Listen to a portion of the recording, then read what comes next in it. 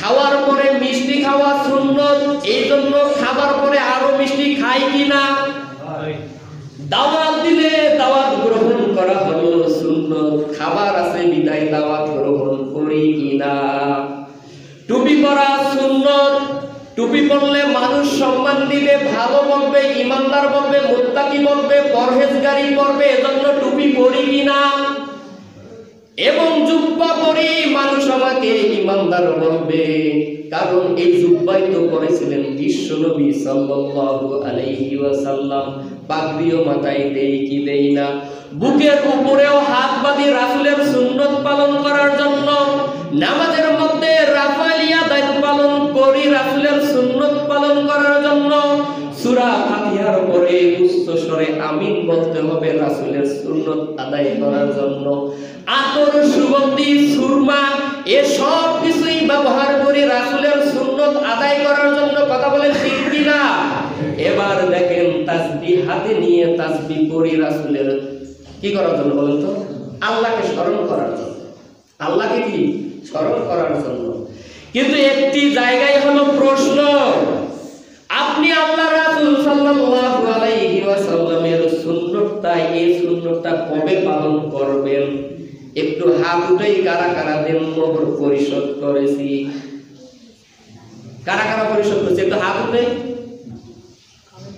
এটা হচ্ছে আল্লাহ রাসূল সাল্লাল্লাহু আলাইহি ওয়াসাল্লাম, যেহেতু আল্লাহর আদেশ পরিশোধ কি করতে হবে, যে তোমরা দাও নারীদেরকে তাদের মোহরগুলো শত প্রবৃত্ত হয়ে, বা ইন তিবনা লাকুম, অতঃপর যদি তারা ছেড়ে দেয়, আন শাইইন মিনহু নাফসান, নিজ ইচ্ছায় তোমাদের জন্য, ফাকুলুহু হানিয়াম মারিয়া, তাহলে তোমরা খাও সানন্দে তৃপ্তি সহকারে। সুবহানাল্লাহ বিহামদি।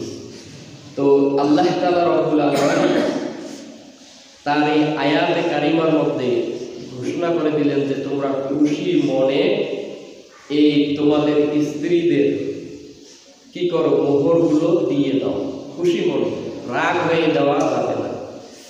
তা দিতে হবে স্বেচ্ছায়, যেহেতু আল্লাহর আদেশ, এর বিস্তারিত আলোচনা আসতেছি।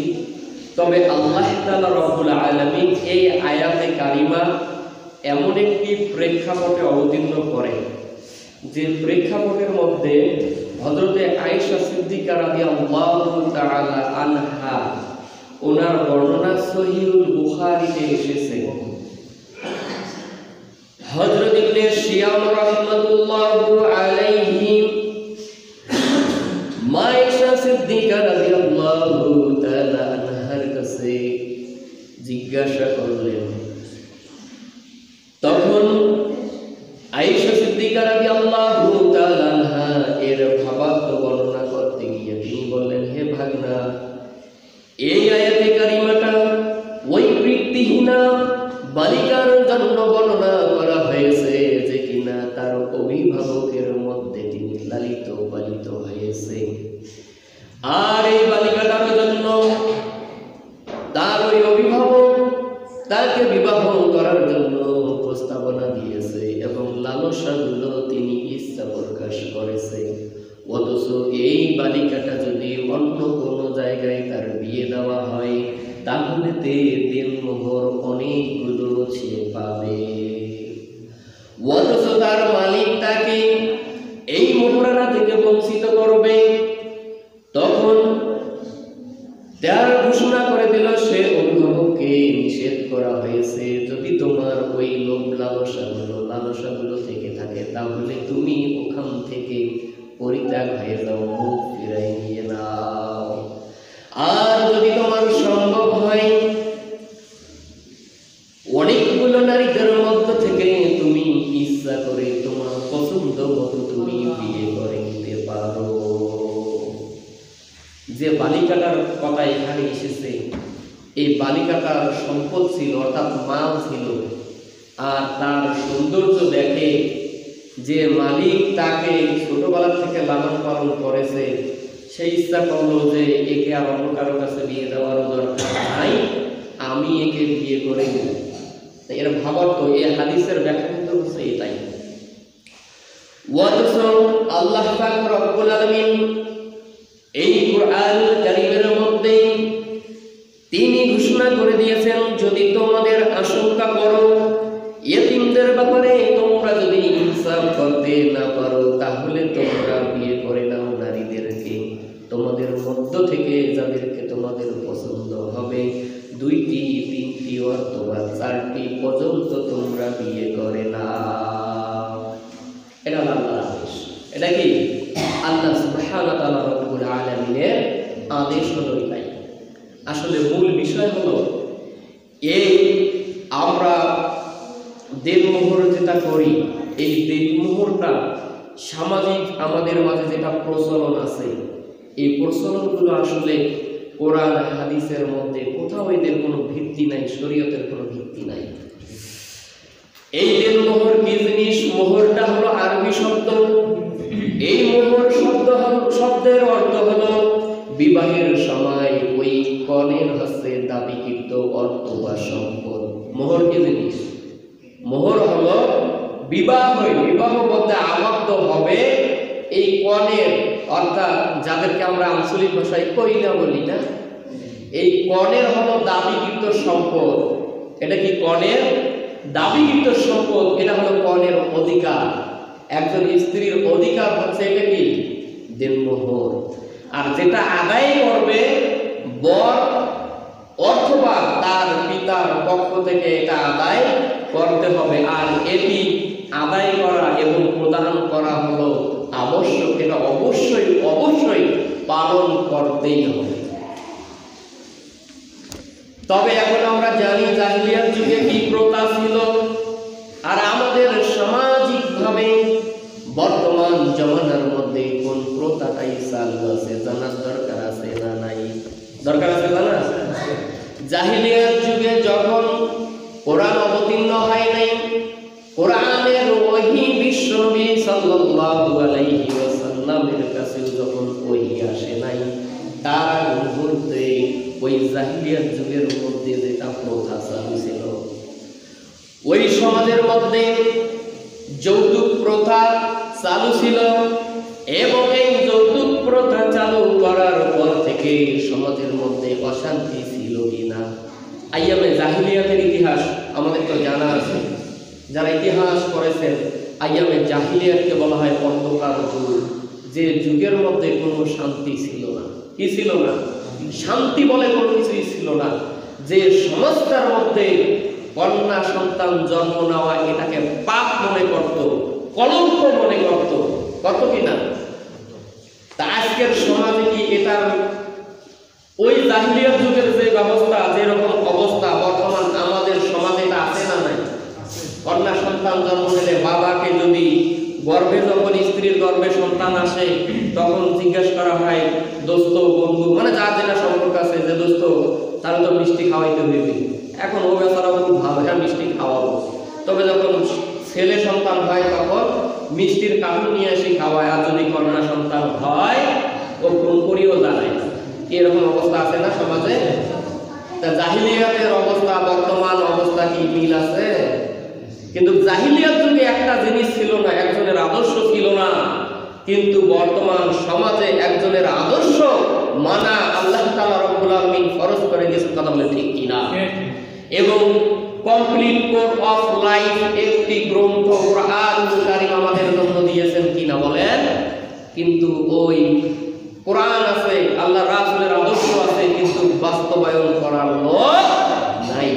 সম্মানিত হাজিরিন, তাহলে জাহিলিয়াত যুগ শেষ হয়ে গিয়ে যখন বিশ্বনবী সাল্লাল্লাহু আলাইহি ওয়াসাল্লামের উপরে আল্লাহ তাআলা রব্বুল আলামিন কোরআনুল কারীম নাযিল করে দিলেন, যত সমস্যা সামনে আসে, যতই সমস্যা সমাজের মধ্যে যখনই চলে আসে, আল্লাহ তাআলা রব্বুল আলামিনের কাছে যখনই আল্লাহর নবী সাল্লাল্লাহু আলাইহি ওয়াসাল্লাম অন্তর থেকে সমাধানের জন্য চায়, আল্লাহ তাআলা রব্বুল আলামিন তখনই জিবরাইল আলাইহিস সালাতু ওয়াস সালামের মাধ্যমে এর সমাধান পাঠিয়ে দিয়েছেন। বলেন সুবহানাল্লাহ।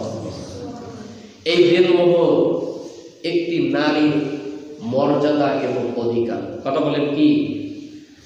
এটা হলো নারীর একটা অধিকার। স্বামীর উপরে তার একটা হক এবং সমাজের মধ্যে তার একটি সুনাম আছে না নাই? আছে না? আচ্ছা, সুনামটা আমরা যদি ব্যাখ্যা করি, দেখেন আমরা সমাজের মধ্যে হাজার হাজার বিয়ে সমাজে হয় কি হয় না? তো কোনটার মর্যাদা বেশি হয় বলেন তো? ওই বিয়েটার মর্যাদা বেশি হয়, ওই বিয়ের নাম যুগ যুগ পর্যন্ত থাকে কিনা যে বিয়েটার মধ্যে উপস্থিত, যেটাকে দেলমোহর বুঝি দিয়ে যেটা বিয়ে হয়। বলেন সুবহানাল্লাহ। হয় কিনা? সমাজে খোঁজ নিয়ে দেখবেন, আপনি এখন যদি খোঁজ করেন যে সমাজে কি এরকম প্রথা আছে, প্রচলন চালু আছে, নিয়ম চালু আছে, ওই আপনার খোঁজ করে বলবেন না অমুক এলাকার অমুক ভাইয়ের মেয়ে, তাকে দেলমোহর বুঝি দিয়ে তার বিয়েটা হয়ে গিয়েছে। তাহলে মর্যাদা কিভাবে আসবে? আপনি আল্লাহর আদেশ ফরজ আদায় করেন, রাসূলের সুন্নাত মোতাবেক কাজ করেন, আপনার মর্যাদা বাড়াই দিবে আল্লাহ সুবহানাহু ওয়া তাআলা রব্বুল আলামিন। বিশ্বনবী সাল্লাল্লাহু আলাইহি ওয়াসাল্লাম, ইবনে হিশামের বর্ণনায় এসেছে, নবীজি সাল্লাল্লাহু আলাইহি ওয়াসাল্লাম যখন খাদিজা রাদিয়াল্লাহু তাআলা আনহাকে বিবাহ করেন, তার বিবাহের সমস্ত আয়োজন করেছিলেন বিশ্বনবী সাল্লাল্লাহু আলাইহি ওয়াসাল্লামের চাচা। এমনকি খাদিজা রাদিয়াল্লাহু তাআলা আনহার বংশের মধ্যে যারা ছিল তাদের খাওয়া দাওয়ার আয়োজন, পোশাক পরিচ্ছদের আয়োজনও করেছিলেন বিশ্বনবী সাল্লাল্লাহু আলাইহি ওয়াসাল্লাম। এবং দেনমোহর হিসাবে দিয়েছিলেন, নবীজি সাল্লাল্লাহু আলাইহি ওয়াসাল্লামের জীবনীর মধ্যেই এসেছে 20টি পুষ্টি খাদিজা রাদিয়াল্লাহু তাআলা আনহাকে দেনমোহর দিয়েছিলেন বিশ্বনবী সাল্লাল্লাহু আলাইহি ওয়াসাল্লাম। কি কথা বুঝতেছেন? কয়টা? 20টা। কয়টা দিছে? বাকি রাখছে পরে আদায় করছে। দেখেন, যারা নবীজি সাল্লাল্লাহু আলাইহি ওয়াসাল্লামের জীবনী পড়েছেন, কোরআন হাদিস রিসার্চ করেন, বিশ্বনবী সাল্লাল্লাহু আলাইহি ওয়াসাল্লাম 11টা বিয়ে করেছিলেন। বলেন কয়টা? 11টা বিয়ে করেছিলেন। দুটা দাসী ছিল, দুটা দাসীকে হাদিয়া শরীফ দিয়েছিল। তো 11টা বিয়ের মধ্যে একটা স্ত্রীকেও তিনি মোহরানা আদায় করে নাই, এরকম কোন ডকুমেন্ট পাওয়া যায় না। আপনি সুন্নত আমল করবেন। এখন নবীজি সাল্লাল্লাহু আলাইহি ওয়াসাল্লাম দেনমোহর পরিশোধ করেছেন, আর আপনি আমি কোন সুন্নত পালন করার আশায় আছি? বিয়ে হয়েছে 20 বছর 30 বছর, দেনমোহরের কথা মুখেই নিয়ে আসি না। এরকম আছে না? আসেন দেখি বিশ্বনবী সাল্লাল্লাহু আলাইহি ওয়াসাল্লাম প্রত্যেক স্ত্রীকে কত করে দেনমোহর দিয়েছিলেন। সহিহ মুসলিমের বর্ণনায় এসেছে, আবু সালামা ইবনে আব্দুর রহমান রাহমাতুল্লাহি আলাইহি তিনি আয়েশা সিদ্দিকা রাদিয়াল্লাহু তাআলা আনহাকে জিজ্ঞাসা করলেন। আয়েশা সিদ্দিকা রাদিয়াল্লাহু তাআলা আনহা তিনি উত্তর দিয়ে বললেন, বিশ্বনবী সাল্লাল্লাহু আলাইহি ওয়াসাল্লামের বিবিদের মোহরানা ছিল 500 দিরহাম। বলেন সুবহানাল্লাহ। শুধু ব্যতিক্রম হলো খাদিজাতুল কুবরা রাদিয়াল্লাহু তাআলা আনহা, ওনার হলো 20টা উষ্টি। 20টা কি উষ্টি? আর বাকি যতগুলো বিয়ে নবীজি সাল্লাল্লাহু আলাইহি ওয়াসাল্লাম করেছিলেন, এগুলোর দেনমোহর ছিল 500 দিরহাম। বলেন কি ছিল? 500।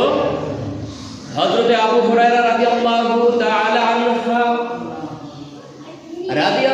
আবু হুরায়রা রাদিয়াল্লাহু তাআলা তিনি বর্ণনা করতেছেন, আমাদের সময় দেনমোহরের বিধান ছিল 400 দিরহাম।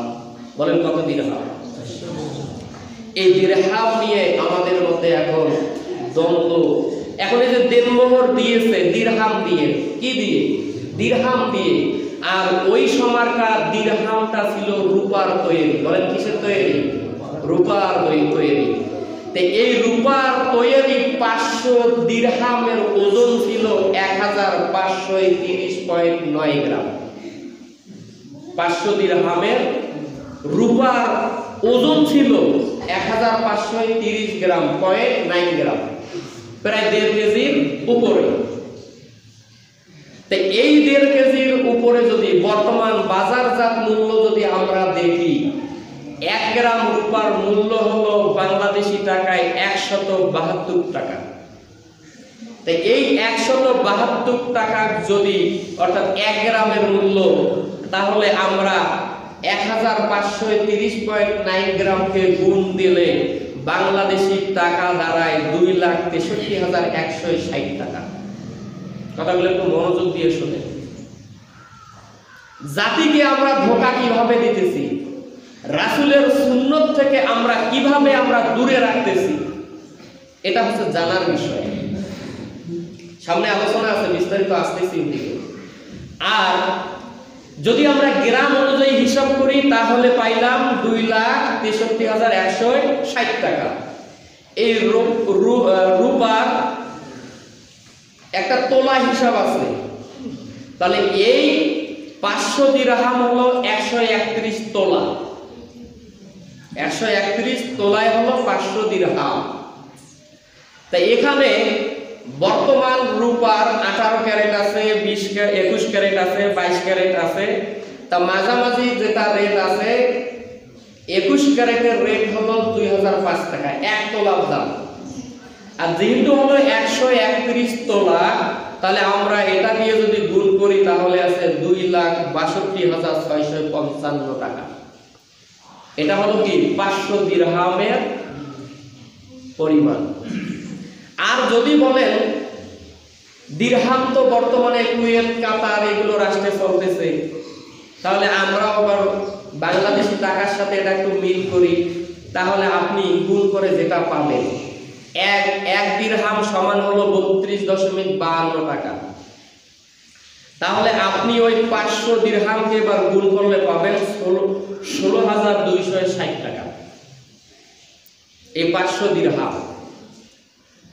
তা আসেন বিশ্বনবী সাল্লাল্লাহু আলাইহি ওয়াসাল্লামের তিনি কিভাবে এই বিয়ে শাদীগুলো সম্পূর্ণ করেছেন।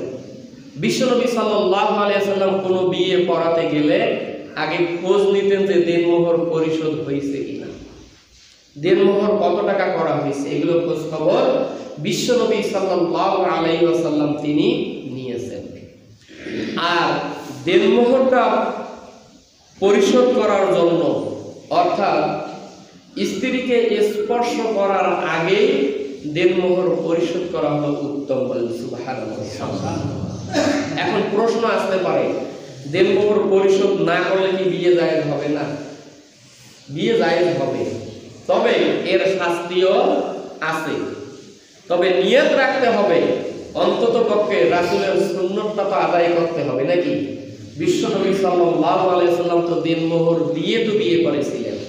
সর্বশেষ বিয়ে করেছিলেন মাইমুনা রাদিয়াল্লাহু তাআলা আনহাকে। তিনি যখন ঈমান আনলেন আল্লাহ রাসূল সাল্লাল্লাহু আলাইহি ওয়াসাল্লামের প্রতি এবং আল্লাহর দ্বীনের প্রতি। ওই সময় মাইমুনা রাদিয়াল্লাহু তাআলা আনহা তিনি ছিলেন বন্দী। কি ছিলেন? বন্দী ছিলেন।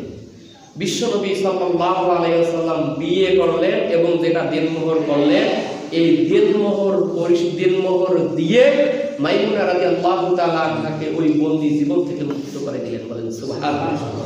তাহলে আমরা রাসূলের সুন্নত যদি আদায় করতে চাই, তাহলে আমাদেরকে কি করতে হবে? দেনমোহর পরিশোধ কি করতে হবে? করতে হবে। এটা হলো রাসূলের সুন্নাহ। এটা কি রাসূলের সুন্নাহ। আর দেনমোহর এটা এক প্রকার হচ্ছে ঋণ। এটা হলো এক প্রকার কি ঋণ।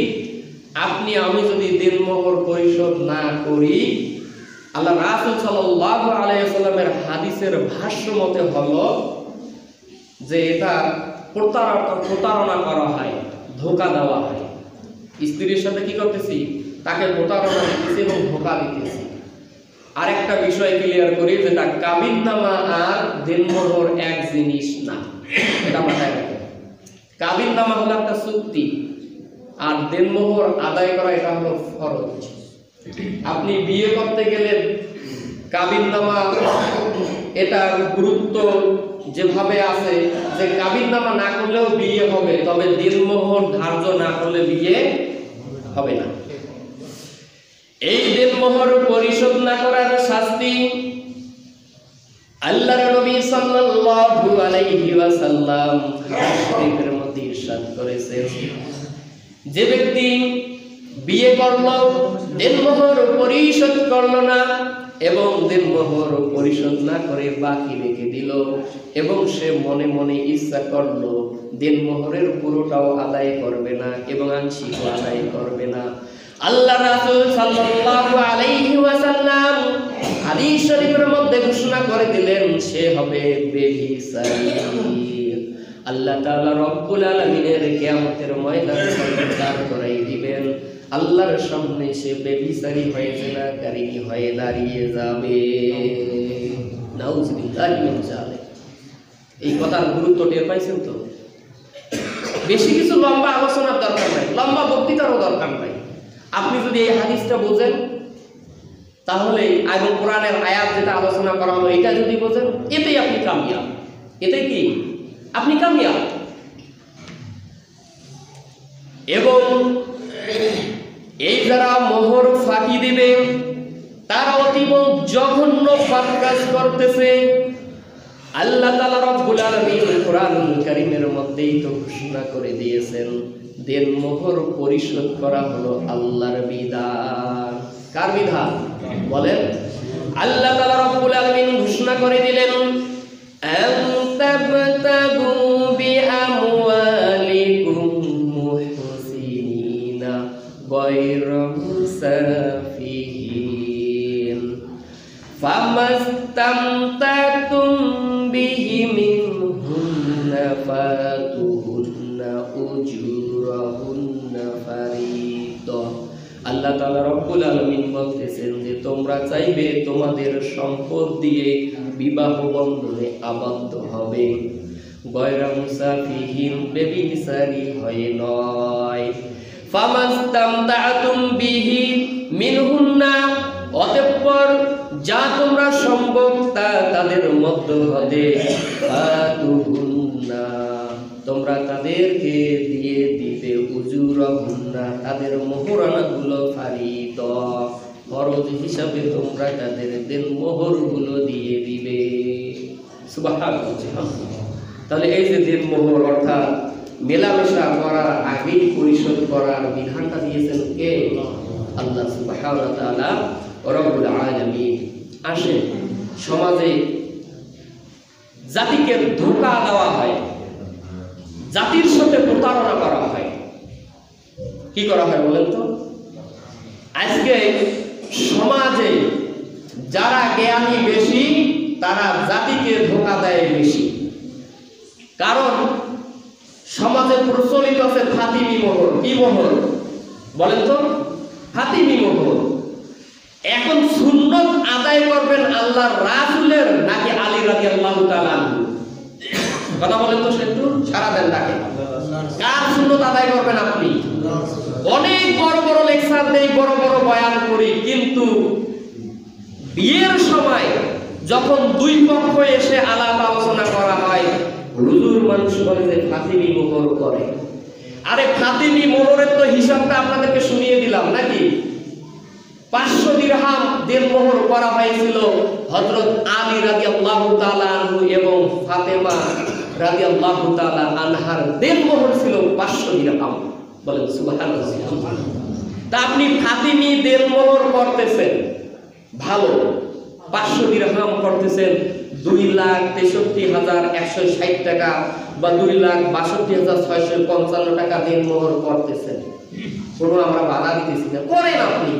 আপনি রাসূলের সুন্নত মানবেন না, আল্লাহ আপনার ভালোবাসবে না, আপনার পাপও ক্ষমা করবে না। এটা তো আর কোনো দরকার আছে? কোনো কিছুরই দরকার নাই, কিন্তু দরকার হলো জ্ঞানের বুদ্ধি।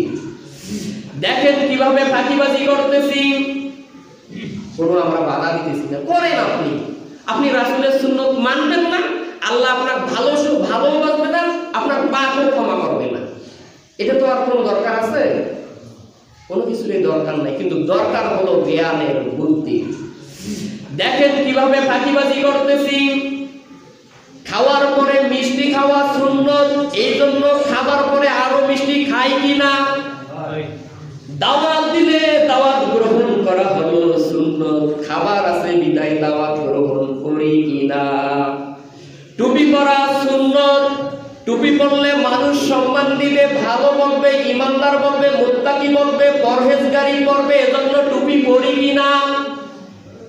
এবং জুব্বা পরি মানুষ আমাকে ইমানদার বলবে, কারণ এই জুব্বাই তো পরেছিলেন বিশ্ব নবী সাল্লাল্লাহু আলাইহি ওয়াসাল্লাম।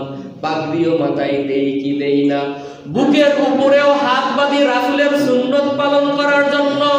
নামাজের মধ্যে রাফালিয়া দায়িত্ব পালন করি রাসূলের সুন্নত পালন করার জন্য। সূরা ফাতিহার পরে উচ্চ স্বরে আমিন বলতে হবে রাসূলের সুন্নত আদায় করার জন্য। আতর, সুগন্ধি, সুরমা এসব কিছুই ব্যবহার করি রাসূলের সুন্নত আদায় করার জন্য। কথা বলেন ঠিক কিনা? এবার দেখেন তাসবিহ হাতে নিয়ে তাসবিহ পড়ি রাসূলের কি করার জন্য বলেন তো? আল্লাহকে স্মরণ করার জন্য। আল্লাহকে কি স্মরণ করার জন্য। কিন্তু একটি জায়গায় হলো প্রশ্ন, আপনি আল্লাহ রাসূল সাল্লাল্লাহু আলাইহি ওয়াসাল্লামের সুন্নতটা, এই সুন্নতটা কবে পালন করবেন? একটু হাত উঠাই কারা কারা দেন মোহর পরিশোধ করেছি? কারা কারা পরিশোধ করেছে একটু হাত উঠাই। এটা হচ্ছে আল্লাহ রাসূল সাল্লাল্লাহু আলাইহি ওয়াসাল্লাম, যেহেতু আল্লাহর আদেশ পরিশোধ কি করতে হবে। আলহামদুলিল্লাহ, আলহামদুলিল্লাহ, অনেকগুলো পাইছি আলহামদুলিল্লাহ। কারণ অনেক জায়গায় আলোচনা করেছি, এই মিম্বরে দাঁড়িয়ে আপনি আগে কোরআন মানেন, আল্লাহ রাসূলের সুন্নাত মানেন, আপনি উচ্চ স্বরে কথা বলতে পারবেন। আর নিজে যদি আমি পালন না করি, উঁচু গলায় আমি কথা বলতে পারবো না।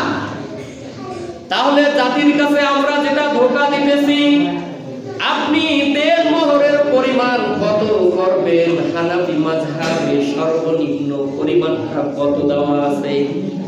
হানাফি মাযহাবের মধ্যে যেটা দেওয়া আছে 10 দিরহাম। 10 দিরহামের নিচে কোনো দেনমোহর করা যাবে না। এই 10 দিরহাম হলো 5266 টাকা। কথা বুঝছেন? এখন এই দেনমোহর, এই সম্পদ ছাড়াও করা যাবে কিনা জানার দরকার আছে না নাই? আল্লাহ রাসূল সাল্লাল্লাহু আলাইহি ওয়াসাল্লামের এক সাহাবী ছিল, সম্পদ ছিল না। আল্লাহ রাসূল সাল্লাল্লাহু আলাইহি ওয়াসাল্লাম তাকে বলল, যাও বাড়িতে যাও। বাড়িতে গিয়ে দেখো যে সম্পদ কিছুই নাই। তখন বলল আল্লাহ রাসূল সাল্লাল্লাহু আলাইহি ওয়াসাল্লাম, এই কুরআনুল কারীমের কতটুকু তোমার মুখস্থ আছে? এই মুখস্থ কোরআনটাকে তুমি তোমার স্ত্রীকে পরে পরে শোনাবে, তাকে শিখাবে, এইটাই হলো তোমার দেনমোহর। সুবহানাল্লাহ। আপনি দেনমোহর দেখেন অর্থটা স্বর্ণ, রৌপ্য, সম্পদ, জমি জমা, কিন্তু আদায় কি করতে হবে? বলেন আদায় করতে হবে। আর এই দেনমোহর ঠিক করতে গিয়ে কারো উপর জুলুম করা যাবে না। কারণ সমাজে দেখেন, যদি যে সমাজের মধ্যে যৌতুকের চাহিদা বেশি, ওই সমাজের মধ্যে দেনমোহরের পরিশোধের চাহিদার সংখ্যা কম। যে সমাজের মধ্যে বিবাহ সহজ, ওই সমাজের মধ্যে জিনা কঠিন। যে সমাজের মধ্যে জিনা সহজ, ওই সমাজের মধ্যে বিয়ে কঠিন। কথা কি ঠিক আছে? দেখেন আজকালকার সমাজে প্রচলিত বিবাহ ব্যবস্থা, দেনমোহরের হিসাব করা হয় যৌতুকের উপরে। বলেন নাউজুবিল্লাহ।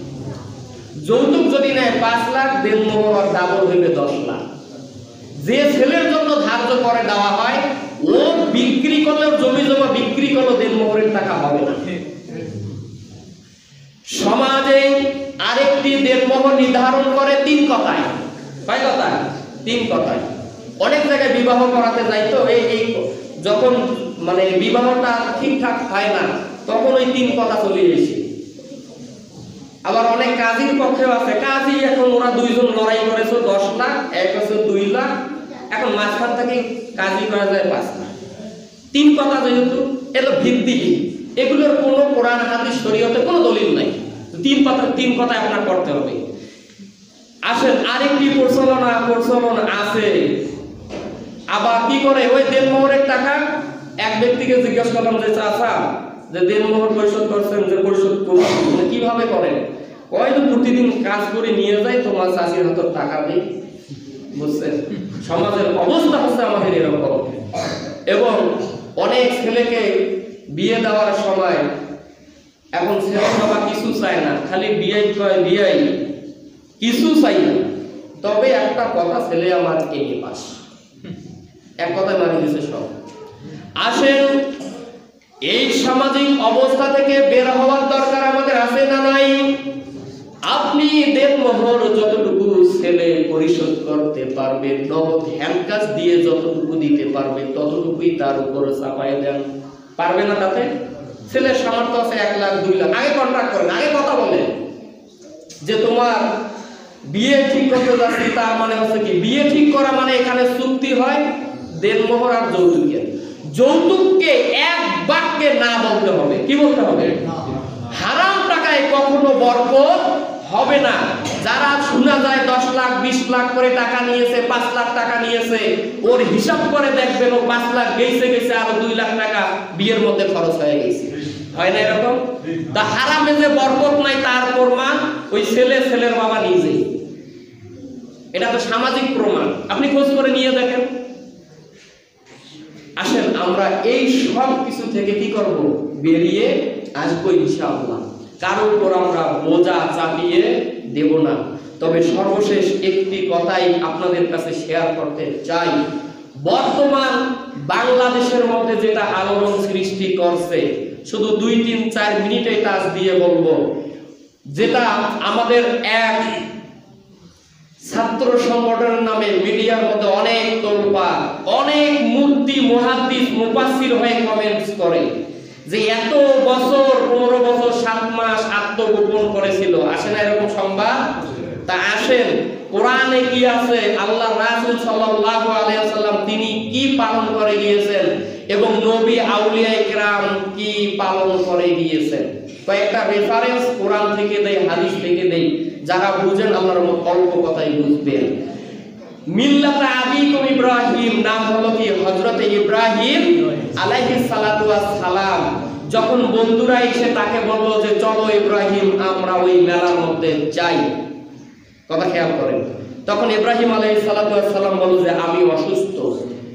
বলেন কি, আমি অসুস্থ। তিনি কি গোপন করলেন এখানে? মাথায় রাখেন। দ্বিতীয় পর্যায়ে যখন আসলো, যখন সবাই মেলার মধ্যে চলে গেল, ইব্রাহিম আলাইহিস সালাতু ওয়াস সালাম সবগুলো মূর্তি ভেঙে বড় হেড মূর্তি যেটা ছিল ওর গলার মধ্যে ঝুলে রাখলো কুরআন। সবাই মেলা থেকে এসে বলল এই কাজ অবশ্যই ইব্রাহিম করছে। ইব্রাহিম আলাইহিস সালাতু ওয়াস সালাম বলতেছেন যে তোমাদের এই যে মূর্তি আছে একে জিজ্ঞাসা করো কে এই কাজটা করেছে। এখানে গোপন আছেন কি নাই? আমি আপনাদেরকে বুঝাচ্ছি, গোপন আছে না এখানে? এবং আরেকটি ঘটনা যেটা তাফসীরের মধ্যে এসেছে, ইব্রাহিম আলাইহিস সালাতু ওয়াস সালামের জীবনীর মধ্যে এসেছে, তিনি যখন হযরতে সারা আলাইহিস সালাতু ওয়াস সালামকে নিয়ে ওই বন দিয়ে যখন চলাফেরা করলো, তখন ওই পাপিষ্ঠ বাদশা লোকজন এসে যখন ইব্রাহিম আলাইহিস সালাতু ওয়াস সালামকে ধরে ফেললেন, প্রশ্ন করলেন তা কি হয়, তিনি তার স্ত্রীকে বললেন যে আমার বোন হয়। এটা গোপন করে নাই?